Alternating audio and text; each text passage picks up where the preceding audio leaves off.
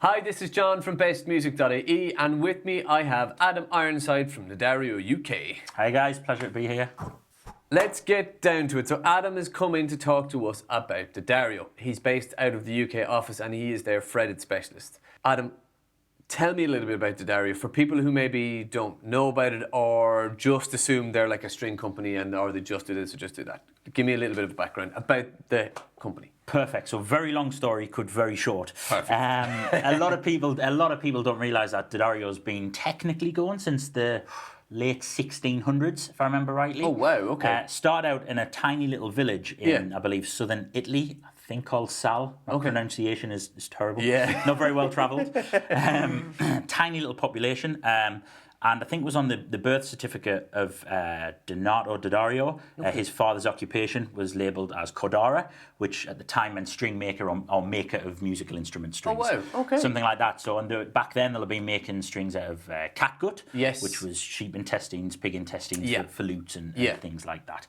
Fast forward many years, many iterations of the company, the D'Addarios travelled over, kind of emigrated over to New York. Okay. D'Addario, kind of as you know today, was set up in around about the mid-70s. Okay. That's kind of what, when people think of D'Addario, that's the company they think of now. Yeah, the current version of it. Absolutely, yeah.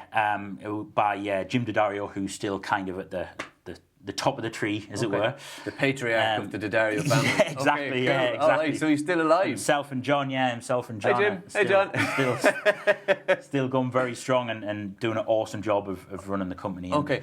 Those two guys are really passionate about kind of engineering and kind of product development. Yeah, they love data. It's one of the things that somebody mentioned to me about D'Addario within the industry was D'Addario loved data, and that engineering thing comes out in them, you know, and their advancements and their technological kind of things. So since the 70s, and what are they doing now? Like what's D'Addario about right now, this moment in time, 2018, 2019, 2020, into the future? It's expanded massively in kind of recent history. So it started off with the acquisition of Planet Waves, yes, Planet Waves Accessories, which has become D'Addario Accessories kind of since. So they've been reborn into the D'Addario brand. So your Planet Waves cables and tuners and stuff are all branded D'Addario now. Yeah. So you'll see them in the red and black packaging. Absolutely, yeah. ProMark drumsticks, Pure Sound snare wire, Evans drum heads, all kind of part of the D'Addario family. Yes. And Rico reeds and orchestral strings for the real instrument players as well. Yeah, not like us guitarists. Yeah, the real musicians. Yes. Yeah, the real musicians. We make reeds and mouthpieces and stuff for those guys. So they're primarily an accessories and string company, right? They don't do instruments. We don't do instruments. It's kind of the consumable items, for lack of a better head. Yes. The drumsticks, the drum heads, the guitar strings, the capos, the reeds. The reeds, okay. Yeah, so basically, kind of next on the agenda is global domination. So I like it. Yeah. Just, we'll start in Italy, go to New York, and take over the world. Yeah, that's it. So we're already a name that's kind of synonymous with the music industry. We're already kind of the global string and accessory brand. Yeah. I think any player that's ever started probably has started on D'Addario. Absolutely, yeah. Or maybe one of the other brands, but from me talking to people, it's like, oh yeah, I used to get D'Addario when I started, and they sometimes move away, sometimes they move back, but D'Addario as a company are always evolving. Yeah. So we've talked earlier about the NYXL stuff. Yeah. What else is in the group that they're doing? Well, how much? Let's try not to give too many industry secrets away. Because the Music Messe show will be coming up and NAMM will be coming up, so we won't give away too much. But give me a little hint, little feeler to what's going on. We have just done a beta sampling program with some of our Play Circle members and artists and things on our new EXP coated string. Okay. So this is an evolution of our EXP coated string. So version 2.0. Yeah, essentially, yeah, and it's really awesome. You guys will be looking forward to checking those out next year. I'm sure they're kind of going to last even longer. Perfect. They feel even more uncoded, like really natural. Yes. And a few other little kind of innovations, including using the NYXL, NY steel cores for the strings and stuff. So kind of EXP, kind of 2.0, as you rightly put it, is what's probably going to be the kind of headline next year. Yeah, and a lot of people don't realise that they've probably played EXP strings, especially in the acoustic range, without knowing it, because they're the string brand of choice for, I think, at one point Tanglewood, Sigma, some of the Richwood, like they even stayed on their specs. Comes with the D'Addario EXP 16 or the Phosphor Bronze Gauge 12. So, so there's a 2.0 coming out.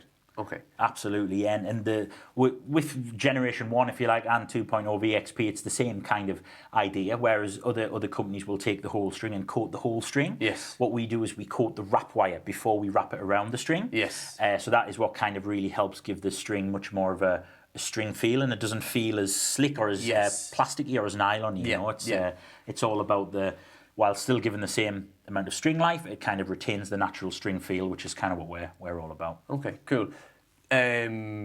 What else is coming out? So, to fill people in, we've got the CT range of tuners in stock. We've got the American stage cables. We've got the classic cables. We've got the string winder. We've got the headstand. We've got the accelerate. We've got the polish cloths. Have they anything new in the gifty gadget kind of thing coming out? There's, I tell you what, I really like that. Just coincidentally, I actually have in my pocket here. Oh, exclusive!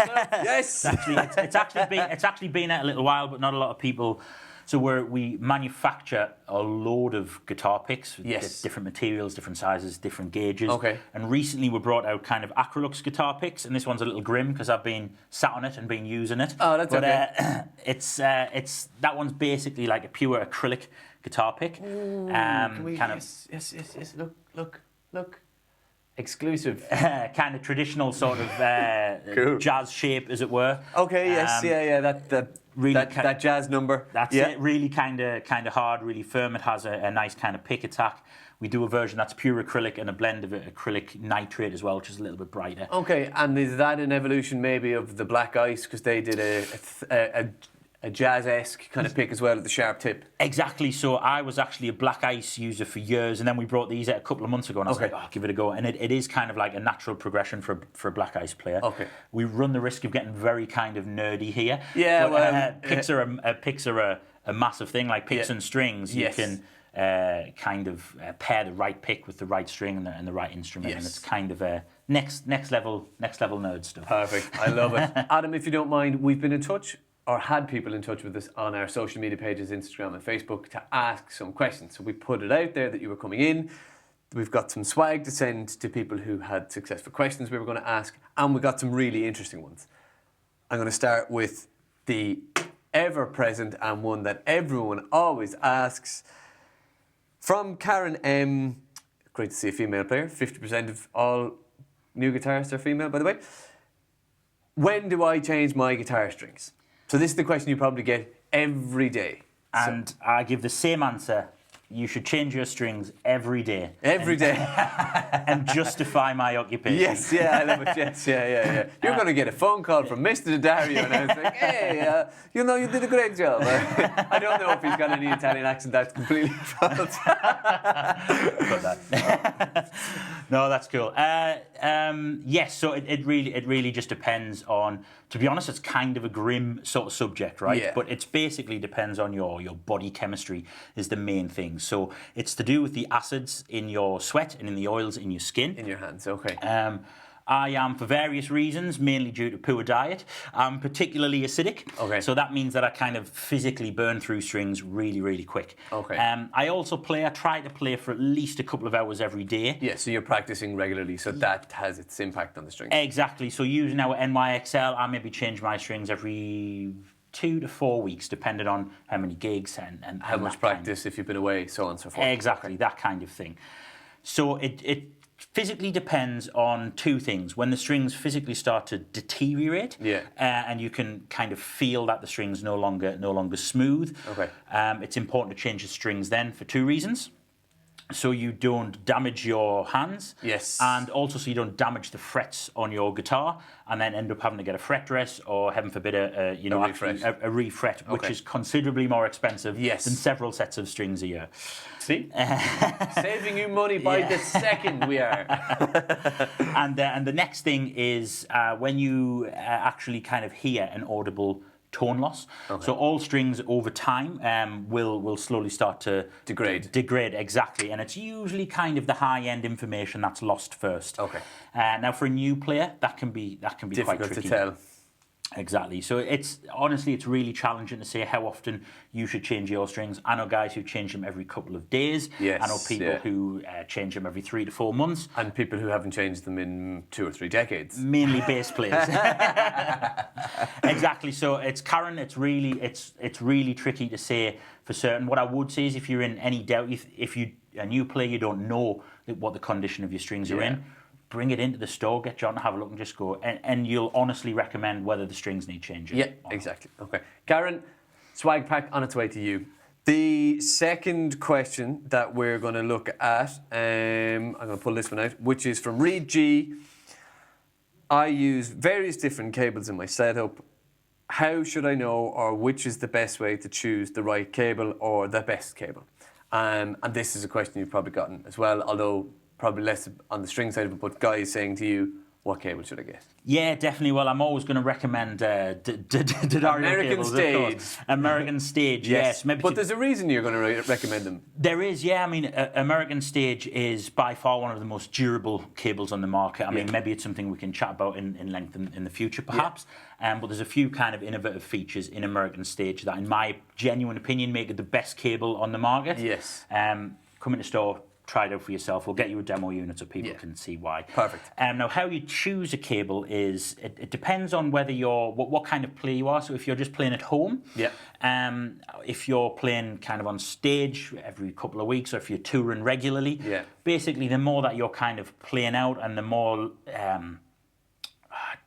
dangerous isn't really the right word, but the more situations that your cables find itself in, risk of being damaged, risk of having beer spilt on it, something like that. You want to go for something that's more durable, that's super sturdy. Yeah, which is probably counterintuitive to guys that are geeking a lot, saying, "Oh, well, it always gets broken. I'll just buy a cheap cable." Buy a good cable and take care of it. Yeah, exactly. Buy a good cable, take care of it, and it should last you many, many years of gigging. And then there's also the tone factor to consider as well. The cable can actually form a really kind of integral part of your tone, and you can select cables that are going to make your overall tone brighter or darker. With American Stage, what we did, there's kind of a long story behind how we tested it, but we made it a very neutral sounding cable. Yeah, so it doesn't colour the tone. It does, exactly. It doesn't colour the tone in any way. It's really, really transparent. Yeah. So if you were going, say, from your guitar into the amp, or your guitar into a pedal board with dedicated power and proper patch cables, you won't hear the cable colour the tone. You're going to get the tone from your amp, you're going to get the tone from your guitar, and the tone from your pedal, and the tone from your fingers. Exactly, and that's the most important thing. Okay. Maybe we can go into that in more detail in a kind of future conversation. Okay. But I would, if you're even if you're playing at home, but you want the best possible tone that you can get at home, spend money on good cables. They're going to last you much longer. They're going to sound better as well. That's the most important thing. So, Reed, the key indicator there is to decide where the cable is going to be used. Buy a good cable if you're using them regularly. That's probably the best thing to take away from this, is spend money on good cables and take care of them. Absolutely, and we have several ranges of cables that are kind of at a price point for absolutely, and an American Stage, perfect. Okay, Reed, swag bag on its way to you. Thank you very much for your question. Okay, we're going to take the last question. This one is from Andrew M, and it was kind of a two-parter question, but the breakdown of it is most players change their strings every 3 months. I find that I'm playing for 16 hours and I need to change the strings. I'm using 9 to 42. It's essentially, am I using the right strings? And it's kind of in the change thing, but I think for this question, the right strings for the right player and the right situation. So is there a certain type of D'Addario string? I think, first of all, we know NYXL is one for them to look at, but is there a certain type of string for a certain type of player? Yes. Okay. And no. Yeah. So, this is tricky because it's a good question. The emphasis of his question is, I'm only getting 16 hours out of playing. He's playing a lot. He's playing 2.5 hours a week, and he's obviously practicing a lot as well, which was where we were talking about the NYXL. He's using 9 to 42s, so you're probably playing a Strat or something like that. Should he be using 10s? Should he be using 11s? The two most important things for me in strings are, one, without shadow of a doubt, the feel. So you find the string that feels right for you. Yeah, so if you do a lot of bending. Exactly. Yeah, if 9 to that kind of 42 feels right for Andrew, Yeah. then that's what you should be using. Don't let anyone tell you should be using 13s. Yeah, yeah. It's about what feels right, what allows you to express yourself in the, I guess, most efficient manner, the most comfortable manner possible. Yeah, perfect. And the second thing that I look for in strings is finding the string that provides the right tone for you. Okay. And that might be a different string for different guitars or different musical situations. Yeah. Ultimately, it comes down to, like, guitar players, other than me, I really enjoy it, but guitar players hate changing their strings, a lot of them, for some reason. Yes. And you have to kind of think about it as it is a consumable item. It's like a pencil. Eventually, it is going to wear out and you're going to have to replace it. Yeah. And for some people, just like a pencil or a pen, if you're writing for 8 hours a day with a pen's going to run out in a couple of days. And it's kind of exactly the same with your strings, unfortunately. Yeah, okay. If you want a string that's going to last longer, we've talked about NYXL. Maybe check that video out and see the benefits of that. Perfect. And if you're willing to give coated strings a try, maybe check out our range of EXP strings, which are coated slightly differently, as we talked about earlier as well. Yeah. They should give you around 3 to 4 times the life of your regular set. Okay. So I would say if you're gigging for a 2.5 hour set every week and you're probably practicing at least the same amount of time, 4 or 5 hours a week, go NYXL or go coated. try NYXL, try coated, yeah, exactly. With the coated string, you won't notice a vast difference in tone if you're using our coated strings. Yeah. Sounds very similar to the regular XLs. Okay. But you'll get about, if you're changing them every week, you should get 3 to 4 weeks out of them. Okay, perfect. Andrew, I hope that answers your question. You are going to get a swag pack, and in that swag pack, we are going to give you a set of the NYXL 9042s for you to try them out, and we would love for you to get in touch and give us the feedback, get in touch with Dario and let them know what you think about the string. That covers our audience participation questions. Thank you so much for getting in touch, everyone that inboxed us and DM'd us on Instagram, Facebook. Don't forget to like us on Facebook and Instagram if you don't already. Do subscribe to our YouTube channel. We'd like to give a big thank you to Adam from Dario for coming in and answering your questions and giving us that information about Dario as a company. If you want more information, check the links below.